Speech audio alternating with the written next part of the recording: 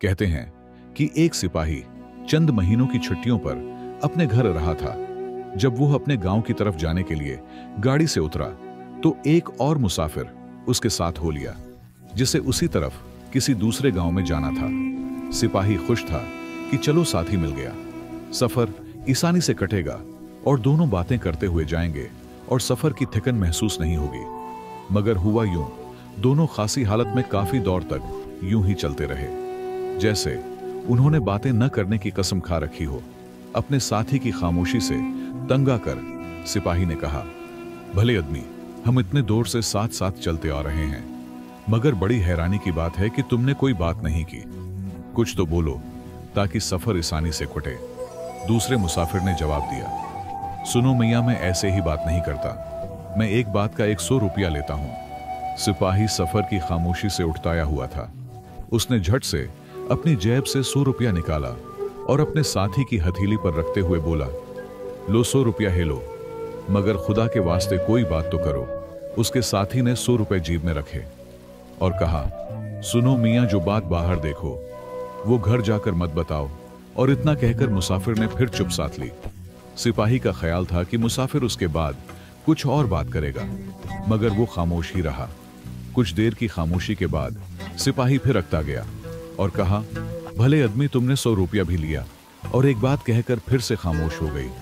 भला ऐसे कहीं सफर करता है, कुछ बात करो खुदा के लिए। मुसाफिर ने जवाब दिया, मैंने तुम्हें बताया नहीं था कि मैं यूं ही बात नहीं करता, मैं एक बात का 1000 रुपया लेता हूं। सिपाही नजूश में उते हुए जेब से 100 रुपये निकाले और फिर मुसाफिर के हाथ में रखते हुए कहा, लो ये 100 रुपया रखो। मुसाफिर ने फिर वो 100 रुपया अपनी जेब में रखा और फिर कहा, सुनो मियां, किसी बात पर शर्त ना लगाओ। और इतना कहकर उसने फिर चुप साध दी। सिपाही का ख्याल था कि वो 100 रुपए लेने के बाद कुछ और बात भी करेगा, मगर खामोश ही रहा। इस हालत में थोड़ा ही सफर तय हुआ था कि सिपाही को फिर अकताहट महसूस होने लगी और उसने फिर कहा, भले आदमी, तुमने 100 रुपया और ले लिया, मगर एक बात कहकर फिर से खामोश हो गए। यह भी कोई तरीका है? भला बात करने का ऐसे कोई सब्र करता है? कोई और बात करो। मुसाफिर ने फिर जवाब दिया, मैंने तुम्हें है बताया नहीं था कि मैं एक बात करने का 100 रुपया लेता हूं। सिपाही ने जोश में आकर 100 रुपए और जेब से निकाले और उसकी हथेली पर रखते हुए कहा, लो ये 100 रुपया और लो, मगर कोई बात करो खुदा के लिए। मुसाफिर ने 100 रुपया जेब में रखे और फिर कहा, सुनो मियां, जो वादा करो उसे पूरा करो। और इतना कहकर हुस्न फिर चुप साध ली। सिपाही का ख्याल था कि अब तक वो मुझसे 10 रुपया ले चुका है, अब शायद वो मुझसे बातें करेगा, मगर वो खामोश हुआ और खामोश ही रहा। गरीब था कि सिपाही उससे कोई और बात करने की फरमाइश करता कि थोड़ी दूर चलने के बाद ही वो जगह आ गई जहां से दोनों के रास्ते अलग होते थे।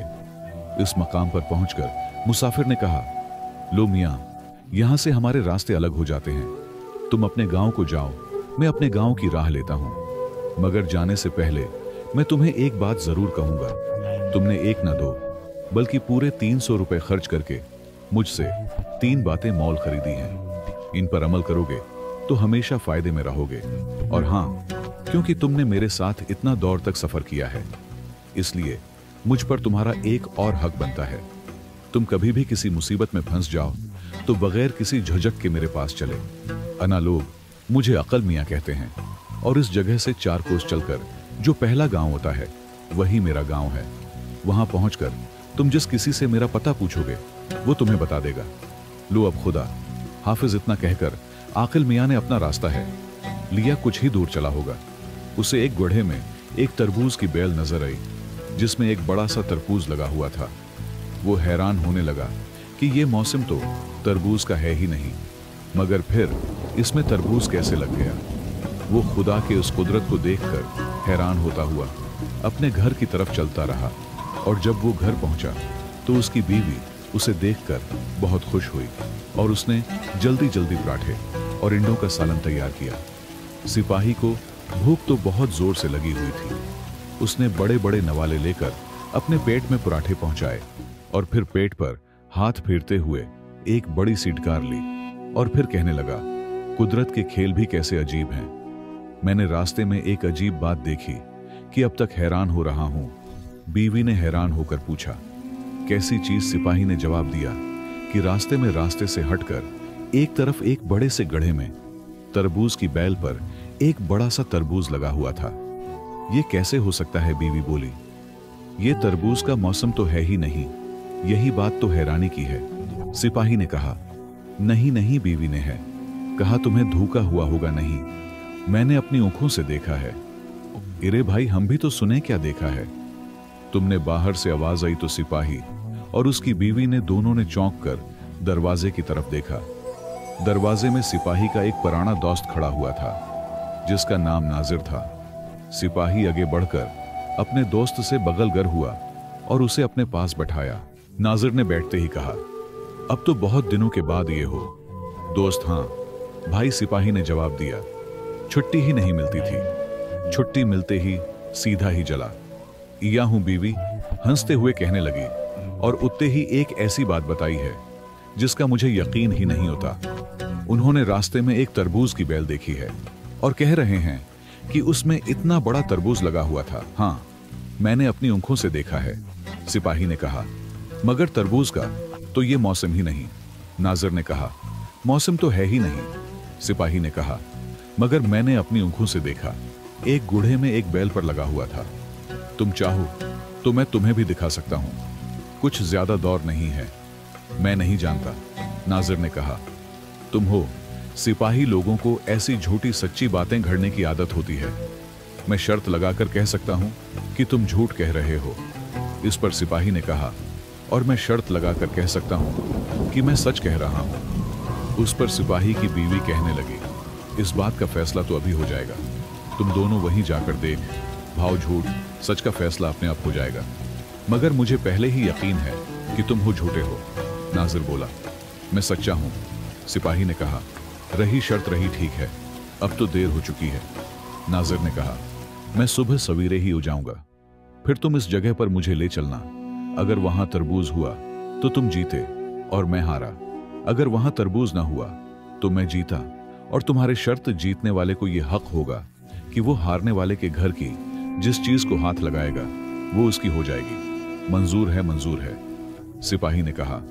नाजिर उठ खड़ा हुआ और कहने लगा, लो अब मैं चलता हूं और सुबह सवेरे ही आ जाऊंगा और फिर हम इस जगह पर चल पड़ेंगे। अगले दिन सुबह ही नाजिर आ पहुंचा और सिपाही उसे लेकर इस गुढ़े की तरफ रवाना हो गया जहां उसने तरबूज की बेल में तरबूज लगा हुआ देखा था। आखिर वो एक कौस का फासला तय करते हुए इस जगह पर पहुंचे। सिपाही नाजिर को लेकर इस गड्ढे में इतरा तो एक नजर डालते ही इसके हाथों के पूते उड़ गए। वहां तरबूज तो क्या, तरबूज की बेल का नाम और निशान भी नहीं था। भाई, कहां है तुम्हारा तरबूज? नाजिर ने कहा, कल तो यही था। सिपाही ने कहा, मैंने अपनी आंखों से देखा था। मुझे उस वक्त भी यकीन था कि तुम झूठ बोल रहे हो और अब भी यकीन है कि तुम झूठ बोल रहे हो। नाजिर ने कहा। सिपाही कहने लगा, मैंने खुद उसे अपनी आंखों से देखा है। ऐसा मालूम होता है जैसे कोई जानवर उसे बैल समेत ही खा गया है। अब जो जी में आए तुम कहो। नाजिर ने हिंसते हुए कहा, अब तुम घर वापस चलो और मैं तुम्हारे घर के जिस चीज को भी हाथ लगाऊंगा वो मेरी हो जाएगी। सिपाही ने कोई जवाब नहीं दिया, पर वो लटकाए हुए घर वापस आ गया। नाजिब ने जो चाल चली थी वो उसके वहम गुमान में भी नहीं थी। सिपाही के घर से उठकर वो उस गड्ढे के पास आ गया था और उस बैल को जड़ समेत उखाड़कर कहीं दौर फेंक किया था। इस तरह से उसने छत जीतने का पहले ही पका इंतजाम कर लिया था। सिपाही शर्त लगाने को तो लगा चुका था, मगर शर्त भी हार चुका था। अब वो इस बात को सोच रहा था कि नाजिर न जाने उसके घर की कौन सी चीज को हाथ लगाते और शर्त के मुताबिक मुझे उसे वो चीज देनी पड़े।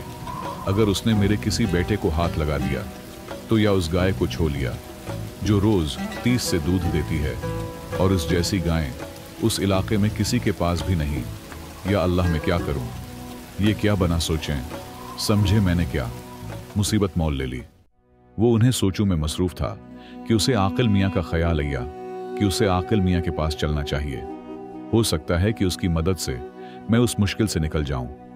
ये सोचकर उसने नाजिर से कहा, उससे पहले कि मैं तुम्हारी शर्त को पूरा करूं मुझे इजाजत दो कि मैं अपने एक दोस्त को मिलूं। उसके बाद तुम मेरे घर की जिस चीज को हाथ लगाओगे वो मैं तुम्हें दे दूंगा। नाजिर ने दिल में सोचा कि शर्त तो मैंने जीत ही ली है, अब एक उद्ध दिन इंतजार करने में क्या फर्क पड़ता है।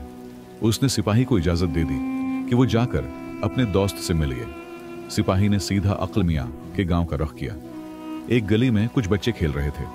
उसने उन बच्चों से पूछा, बच्चों तुम अक्ल मियां का घर जानते हो? कुछ जानते हैं। बच्चों ने कहा तो जरा बता दो मुझे। सिपाही ने कहा। बच्चे जरा शरारती थे, कहने लगे हम यूं तो नहीं बताएंगे, पहले बताइए कि अब हमें क्या देंगे। तुम आकिल मियां का घर बता दोगे तो मैं तुम्हें बहुत सा गढ़ दूंगा। बच्चे मान गए और सिपाही को लेकर आकिल मियां के घर की तरफ चल दिए। कुछ देर बाद वो गांव की एक और गली में जा पहुंचे और एक घर की तरफ इशारा करते हुए बोले, वो रहा आकिल मियां का घर, अब लाइए, हमें बहुत साड़ दीजिए। करीब ही एक पंसार की दुकान थी। सिपाही बच्चों को लेकर दुकान पर पहुंचा और दुकानदार से कहने लगा, मियां दुकानदार उन बच्चों को एक शार गढ़ दे। दो बच्चे जरा शरारती थे, कहने लगे नहीं मियां, आपने हमें बहुत सा गढ़ देने का वादा किया है, हम एक शार गढ़ नहीं लेंगे, वादे के मुताबिक बहुत सा बरड दीजिए। सिपाही ने दुकानदार से कहा, अच्छा भाई उन्हें 2 सेर गढ़ दीजिए। बच्चे फिर कहने लगे, नहीं हम तो सेर नहीं, हम बहुत सा गढ़ लेंगे। सिपाही ने गढ़ की मिकदार 2 सेर से 3 सेर और 3 से 4, 4 से 5 सेर कर दी।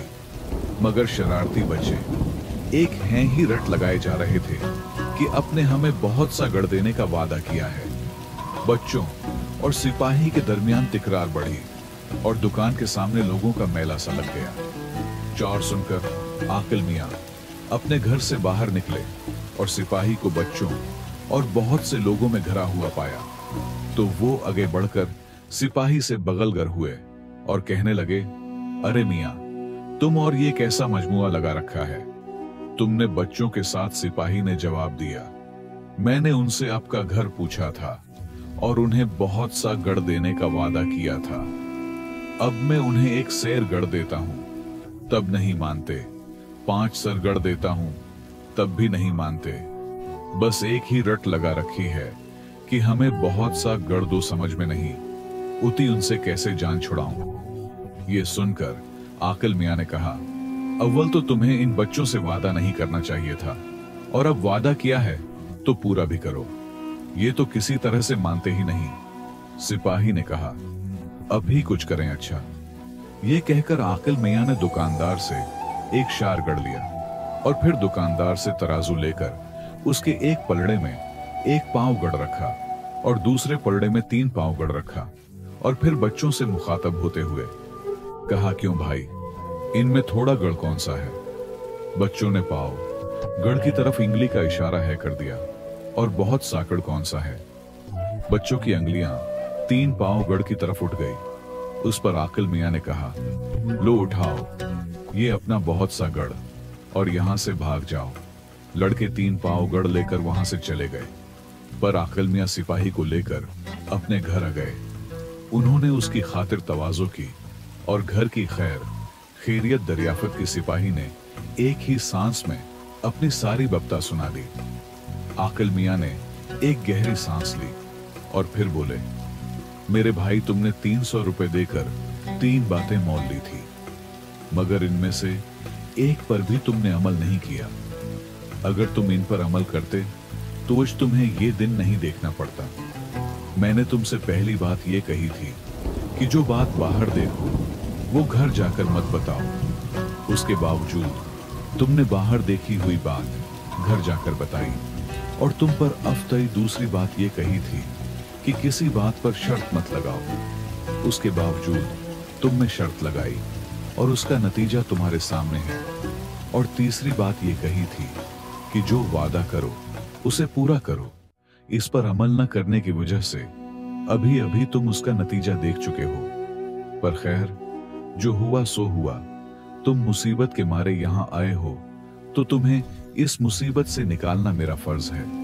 उसके बाद आकिल मियां ने सिपाही को चंद बातें समझाएं कि उसे क्या होगा करना है और किस तरह से करना है।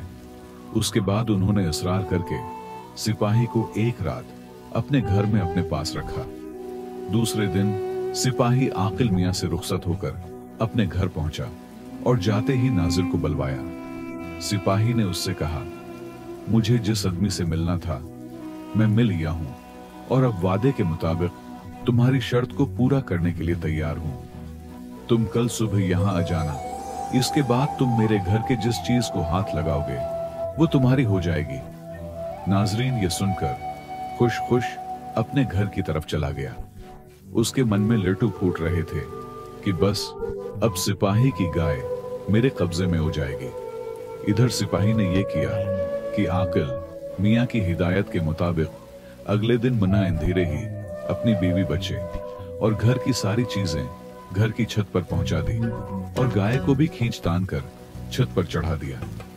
सुबह हुई तो नाजिर खुशी से झूमता हुआ उसके घर या नाजिर ने कहा, शर्त के मुताबिक मेरा मकान हाजिर है।